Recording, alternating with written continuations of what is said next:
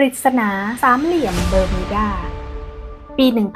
1918 เรือ USS Cyclops คือเรือบรรทุกของกองทัพเรือสหรัฐมีขนาดใหญ่เท่ากับตึก10 ชั้น คนแรกจากบราซิลกลับอเมริกา แล้วก็หายไปทั้งลำ พร้อมลูกเรือ